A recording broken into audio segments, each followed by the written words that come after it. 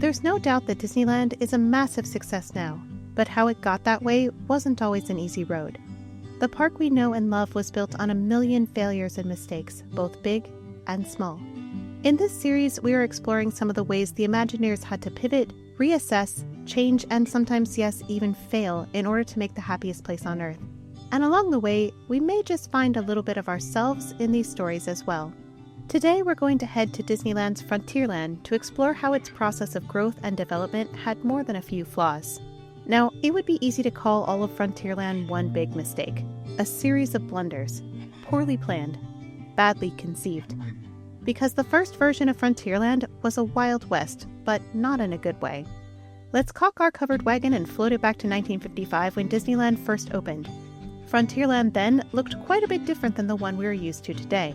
Sure, the sturdy wood fort still flanked the entrance.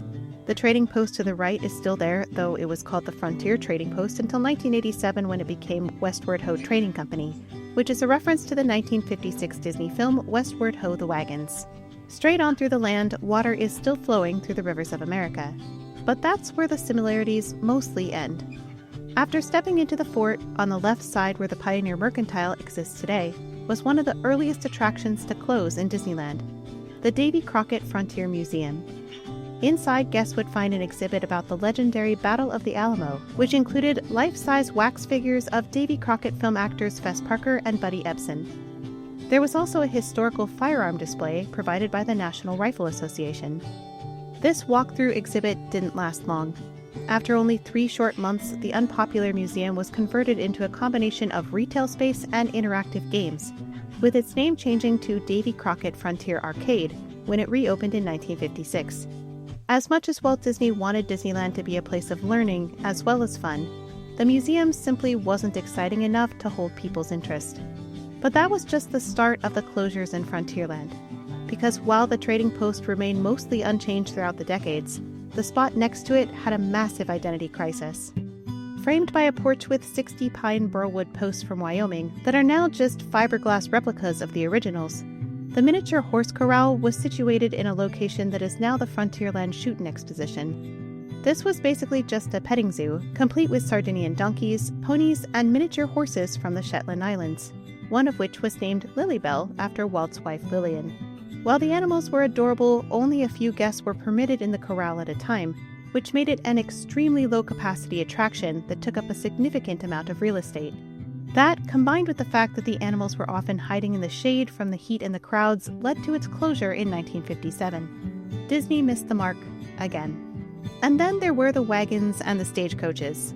Guests could climb aboard a Conestoga wagon with the words Oregon or Bust or Westward Ho emblazoned on its canvas and experience life like a pioneer on the Oregon Trail. Never mind that most of the pioneers walked, since wagons were usually meant to carry provisions and not people. The Pasadena Independent reported in December 1955, "You will ride the Conestoga wagon in Frontierland, one of the most picturesque and vital vehicles in history. It was the Conestoga, not the covered wagon, that developed the West."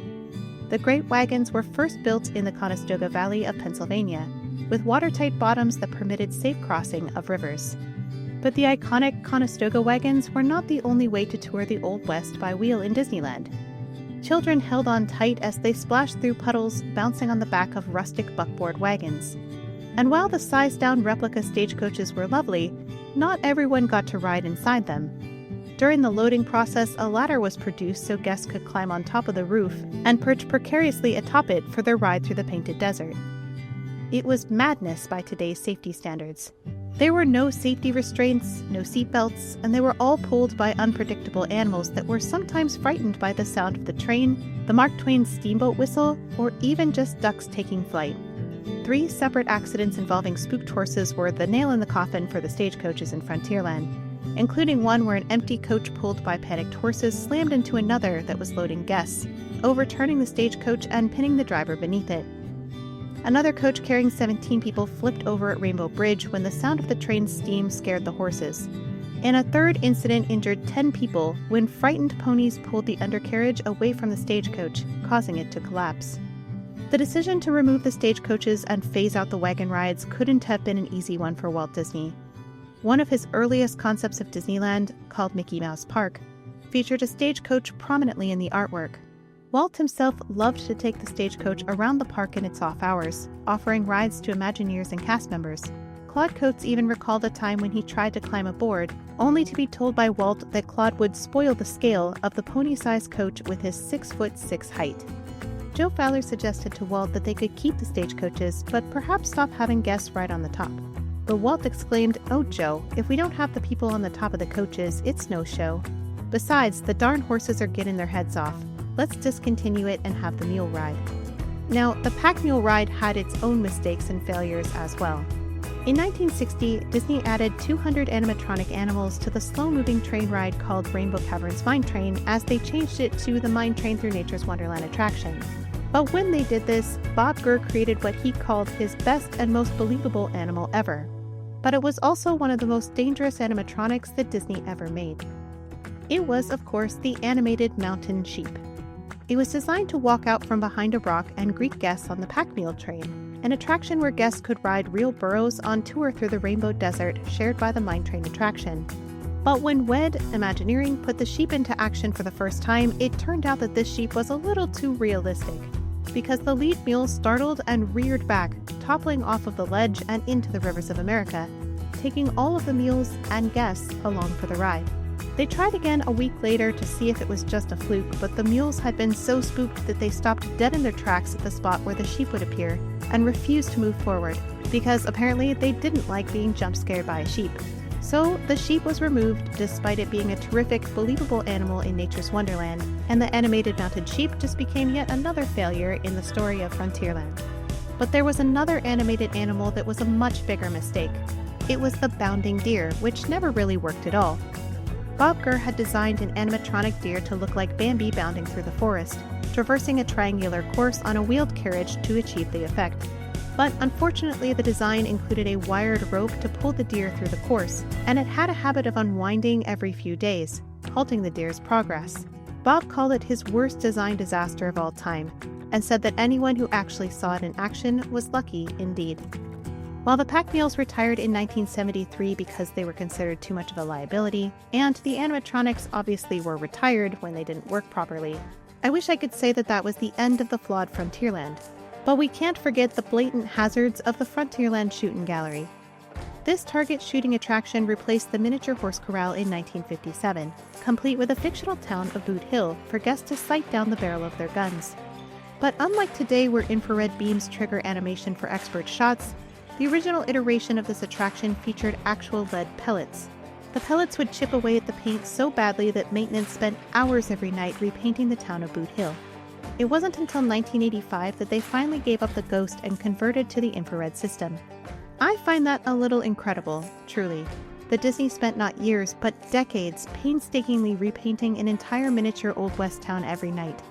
That no one thought of an easier way sooner, even if technology hadn't yet evolved enough to have what we have today. But they were used to painting it, doing thousands of little touch-ups every day for 28 years. Sometimes it's hard to see the flaw in our personal patterns until we step away from them. We get caught up in our ruts, in our routines, so much so that we don't even consider any other way. Speaking of ruts, I was talking to my Distory with Kate Kirk podcast co-host the other day about how the wagon wheel ruts from the Oregon Trail still exist in Eastern Oregon. You can go on out to the National Historic Oregon Trail Interpretive Center, walk down a sometimes sweltering pathway into the valley, and see the two lines framed by sagebrush leading toward the Blue Mountains in the distance. The lines were made by thousands of Conestoga wagons, just like the ones in Disneyland, filled with the hopes and dreams of pioneers longing for a better life, for change. For some, the journey must have felt like a mistake at times. It was an arduous trip, fraught with danger and uncertainty. Some abandoned all their possessions in the middle of nowhere just to make it over the stubbornly steep hill. Some buried loved ones along the way as disease and starvation took them one by one. Some got lost, felt hopeless, and wondered if they would ever get to where they needed to be. When put in the context of what the Old West was actually like, Disneyland's early Frontierland captured that spirit and then some. Disney struggled. They built museums that no one cared about, had animals that they had to give up on, and had times when what was planned became too dangerous and they had to reroute and go in another direction. But through all the growing pains, Frontierland holds another part of the pioneering spirit as well. It never gave up. Disney learned from every trip and fall. They took failed attractions and turned them into new ones, and then updated those as the years went by so they wouldn't get stale.